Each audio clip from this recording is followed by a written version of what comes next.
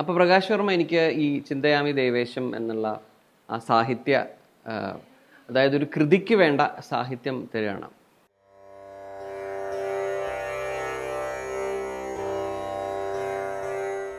അപ്പോൾ അദ്ദേഹം ഇങ്ങനെ സൂചിപ്പിച്ചു, എനിക്കിതൊരു രാഗമാലിക ആയാൽ നന്നായിരിക്കും. അപ്പോൾ നോക്കുമ്പോൾ എന്താ വെച്ചാൽ ഇതിൽ ഒരു കൃത്യമായിട്ടുള്ള ചരണങ്ങളുണ്ട്, സംസ്കൃത സാഹിത്യമാണ്. അപ്പോൾ രാഗമാലിക തന്നെ എന്ന് എനിക്കും തോന്നി. അത് തന്നെയാണ് അതിൻ്റെ ഒരു ഒരു വഴി അത് തന്നെയാണെന്ന് തോന്നിയിരുന്നു. ഇനിയിപ്പോൾ ഏതാണ് രാഗങ്ങൾ എന്നുള്ളതായിരുന്നു പ്രധാനപ്പെട്ട ഒരു വിഷയം. അപ്പോൾ തൃപ്പൂണിത്തുറപ്പനാണ്, പൂർണ്ണത്രയീശനാണ്, ഏറ്റവും റിച്വലിസ്റ്റിക് ആയിട്ടുള്ളൊരു ക്ഷേത്രമാണ്.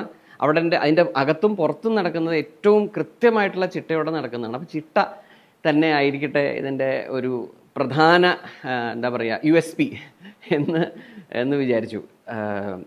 ശങ്കരാഭരണമാണ് എനിക്ക് ശരിക്കും പറഞ്ഞാൽ ആദ്യം തോന്നിയത്. ശങ്കരാഭരണത്തിലാവാം. അങ്ങനെ ശങ്കരാഭരണം കുറച്ച് കാലം ഞാൻ കൊണ്ട് നടന്നു. ശങ്കരാഭരണത്തിൽ തുടങ്ങാമെന്ന് വിചാരിച്ചു.